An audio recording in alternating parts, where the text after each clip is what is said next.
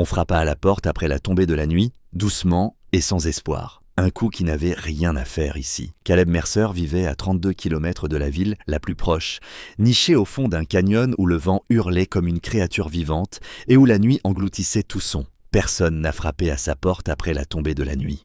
À moins que des ennuis ne les aient suivis. Caleb posa sa tasse en fer blanc sur la table. Le café à l'intérieur était encore chaud, mais sa main était devenue froide. Le feu jaillit une fois dans l'âtre, projetant de longues ombres sur les murs en bois brut. Il resta immobile, à l'écoute. Ici, un coup à la porte peut signifier une âme perdue ou un mort-vivant. Parfois, il n'y avait aucune différence. Il tendit la main vers le fusil près de la porte, sans le soulever, se contentant de poser sa main près de la crosse. Puis il ouvrit la porte. Une femme se tenait là, pâle au clair de lune, le visage crispé par l'épuisement.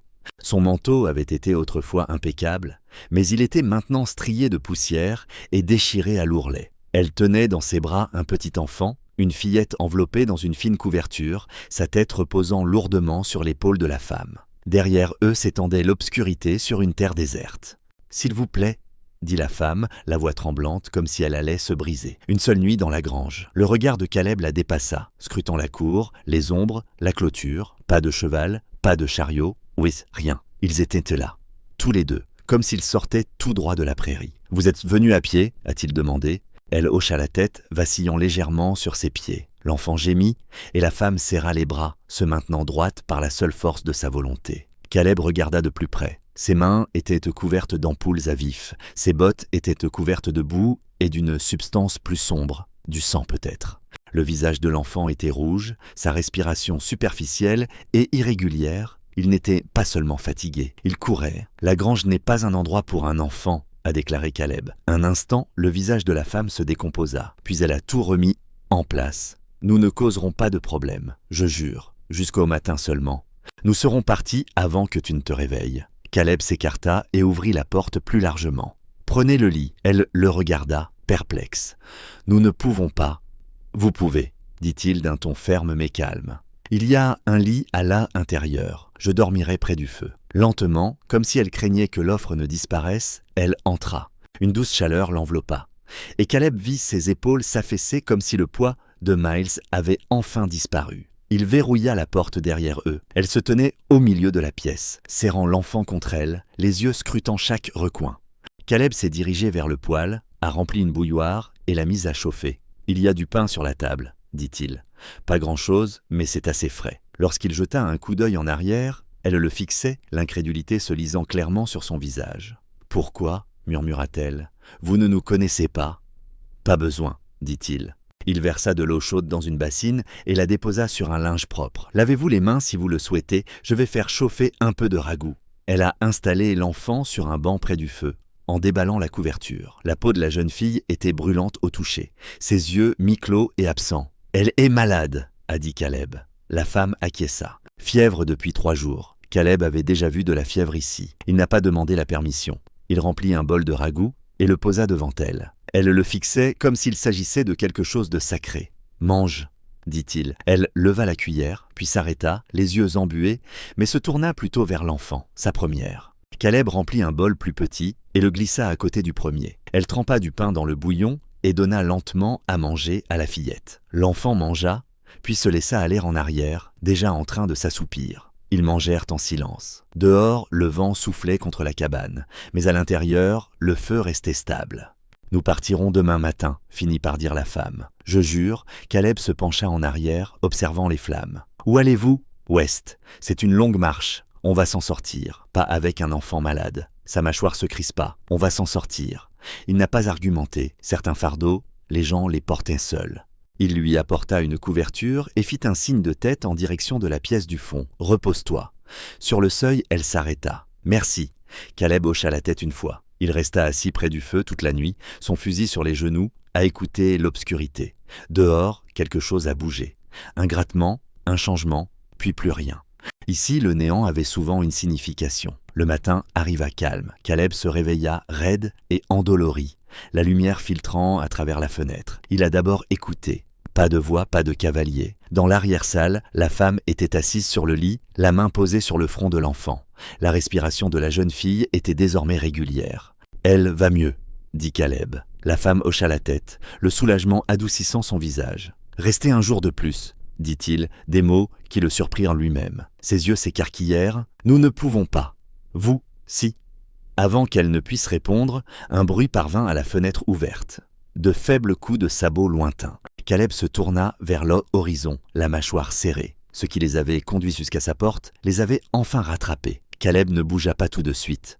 Il resta à la fenêtre, observant la poussière se soulever au loin sur la crête. Un cavalier devint 2, puis 3. Ils avançaient d'un pas assuré, sans précipitation, comme des hommes, et qui savaient exactement où ils allaient. Derrière lui, la femme se raidit. Elle l'avait entendu aussi. « C'est lui » dit-elle. Ce n'était pas une question. Caleb se retourna. « Combien ?»« 3 » murmura-t-elle. « Peut-être plus s'il a amené ses frères. » Caleb hocha la tête une fois. Il avait déjà fait son choix, même si le poids de cette décision pesait lourd sur sa poitrine. Il traversa la pièce et prit sa ceinture de pistolet sur le crochet, la bouclant lentement et soigneusement. Puis il leva le fusil. « Emmenez-la dans l'arrière-salle, » dit-il. « Fermez la porte. Ne sortez pas sans mon autorisation. » Ses bras se resserrèrent autour de lui. « L'enfant, il va te tuer. » Caleb croisa son regard. « Pas aujourd'hui. » Elle hésita, puis se retourna et se précipita dans la pièce du fond. Il entendit le lit grincer, le doux murmure de sa voix tandis qu'elle tentait de calmer la fillette. Puis la porte se referma. Caleb sortit. Les cavaliers s'arrêtèrent en devant la cabane. 3 hommes étaient écartés, les mains près de leurs fusils. Celui du milieu, le dos droit, était assis sur sa selle, les épaules larges, la posture dure. Il avait l'air d'un homme qui n'avait jamais appris à entendre. « Non, vous êtes d'être là ?»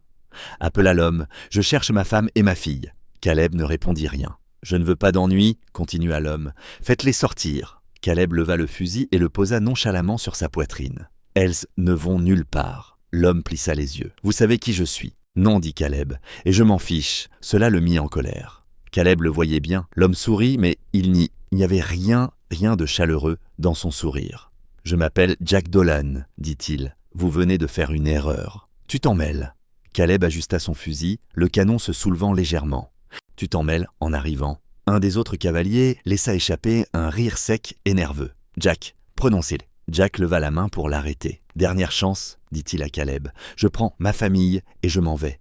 Personne ne sera blessé. » Caleb secoua la tête. Fait demi-tour, le sourire de Jack s'effaça. Sa main se dirigea vers son fusil. « Non, » dit Caleb. Jack se figea, puis retira lentement sa main. Son regard était froid et scrutateur. « Tu crois la protéger, » dit-il. « Mais elle m'appartient. » « Elle n'appartient à personne, » rétorqua Caleb. Jack laissa échapper un rire court et laid. « On verra bien. » Il tira sur les rênes et fit volte-face.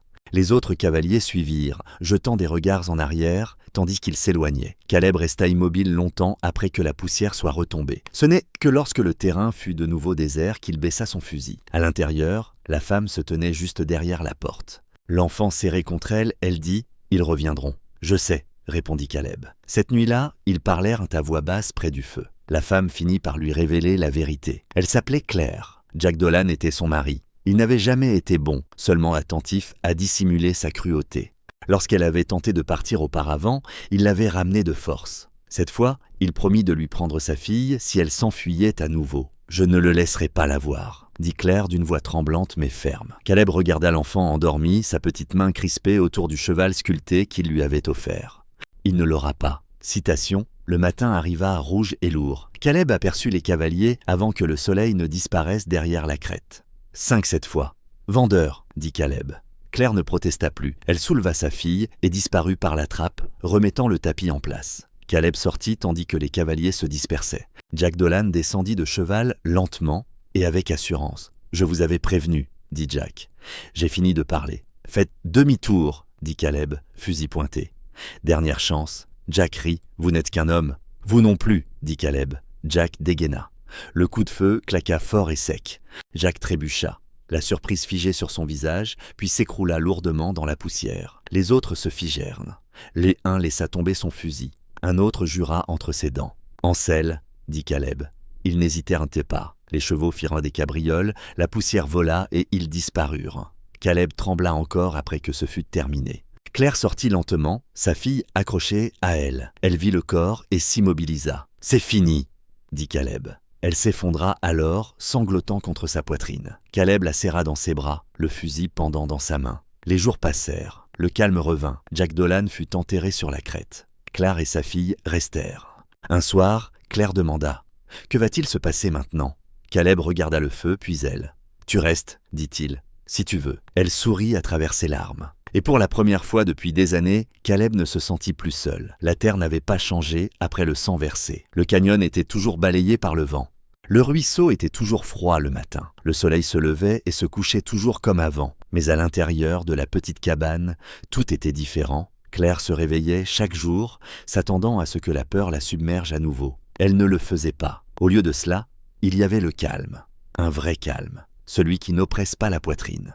Celui qui permet de respirer. Anna reprenait des forces à chaque lever de soleil. Sa fièvre ne revint jamais. Elle suivait Caleb partout. Ses petites bottes laissaient des traces sinueuses derrière ses grandes enjambées. Elle posait des questions sans fin sur les chevaux, la terre, le ciel. Caleb répondait à toutes, avec une patience qui le surprenait lui-même. Certaines nuits, Claire se réveillait brusquement, le cœur battant la chamade. Elle était certaine d'avoir entendu des bruits de sabots. Caleb était déjà levé, assis près du feu, observant l'obscurité par la fenêtre. Il ne s'était jamais moqué de sa peur. Il ne lui avait jamais dit que c'était idiot. Il disait seulement « Tu es en sécurité ». Et d'une certaine façon, elle le croyait. Les nouvelles ne circulaient pas vite ici, mais elles circulaient. Un traître était passé et avait posé des questions sur la tombe sur la crête. Caleb avait simplement répondu qu'un homme avait fait de mauvais choix. Cela avait suffi. Les semaines s'étaient transformées en mois. Claire aidait comme elle le pouvait. Elle avait appris à connaître la terre, les corvées, le rythme de l'endroit. Elle avait planté un petit jardin près de la cabane. Les premières pousses vertes lui semblaient porteuses d'espoir. Anna avait donné des noms aux poules et leur parlait comme à de vieilles amies. Un soir, alors que le soleil déclinait et dorait le canyon, Claire se tenait près de Caleb, à la clôture. « On devrait y aller » dit-elle doucement. Caleb ne se retourna pas. « Si c'est ce que vous voulez. » Elle regarda Anna rire près du ruisseau. « Je pensais que partir était le seul moyen de survivre, » a-t-elle déclaré. « Maintenant, je n'en suis plus si sûre. » Caleb acquiesça. Il n'a pas insisté. Il n'en avait jamais eu. « Je ne veux plus courir, » a déclaré Claire. « Je veux une vie qui dure. » Caleb finit par la regarder. L'espoir qui brillait dans ses yeux l'effrayait plus que n'importe quel écrivain auparavant. « Vous pouvez rester, dit-il. Aussi longtemps que tu voudras, dit-elle en avalant sa salive. Et après cela, il reprit son souffle. Alors, vous restez plus longtemps. Claire sourit, petite au début, puis réelle. Le temps a fait ce qu'il fait toujours. Cela adoucissait les angles vifs. Cela a ancré les habitudes en racines. Caleb riait davantage, même si cela le surprenait à chaque fois. Claire a dormi toute la nuit. Anna grandit et devint forte, appelant Caleb Pat sans jamais demander la permission. Des années plus tard, les voyageurs s'arrêtaient au ranch près du canyon. Ils verraient un homme réparer une clôture, une femme travailler dans le jardin et une jeune fille faire galoper un cheval à travers les champs. Ils ressentiraient la paix du lieu sans savoir pourquoi. Et s'ils restaient assez longtemps, quelqu'un leur raconterait l'histoire d'un coup frappé à la porte à la nuit tombée, d'une femme qui avait supplié pour une nuit dans la grange, d'un cow-boy qui leur avait offert son lit et qui ne leur avait jamais demandé de partir.